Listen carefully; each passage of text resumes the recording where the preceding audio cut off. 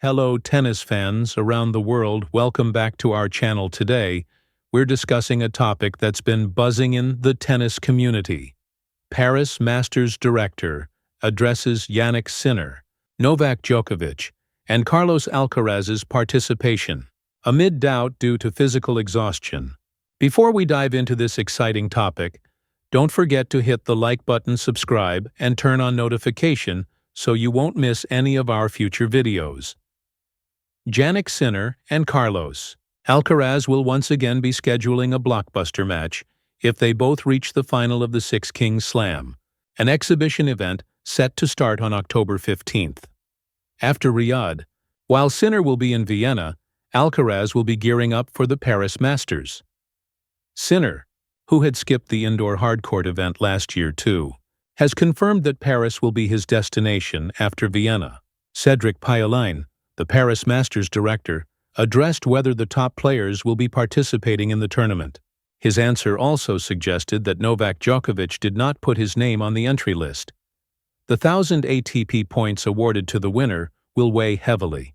Naturally, all the players are physically exhausted because it's the end of the season.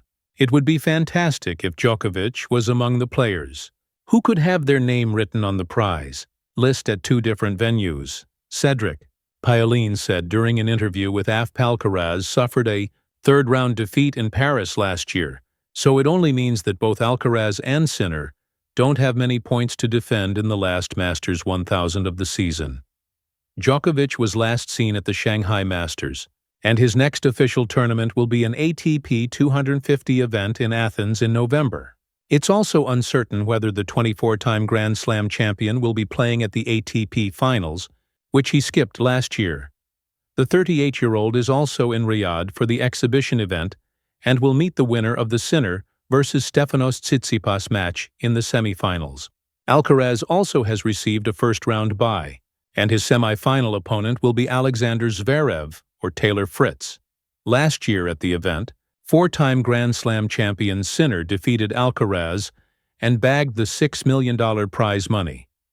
Jannik Sinner is clearly dealing with a lot of physical problems, especially when he is playing in hot and humid conditions. At the Australian Open, he took an 11-minute medical but was successful in knocking out Holger Rune in the fourth round. But he struggled a lot while he was locking horns with Carlos Alcaraz in the Cincinnati Masters final. After losing games one after the other, Sinner deemed it best to throw in the towel. In Shanghai, the weather was considered even worse as it saw withdrawals one after the other.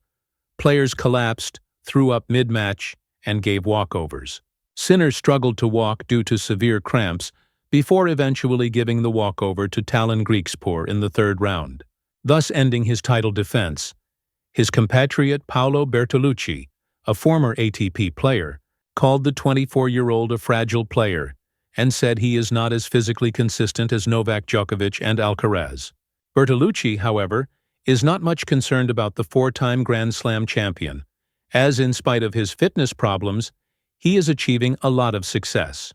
He told Sports Italia, "The boy is a little fragile. He had cramps, then stomach problems, then elbow problems, then blisters and hip problems. In short, he's starting to feel a lot. He doesn't have the same physical consistency as Djokovic or Alcaraz.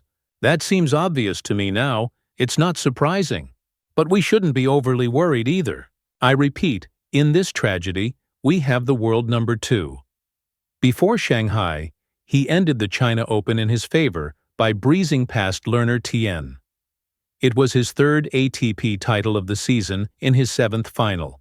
The remaining 4 defeats he suffered at the hands of Alcaraz included at the French Open and the US Open.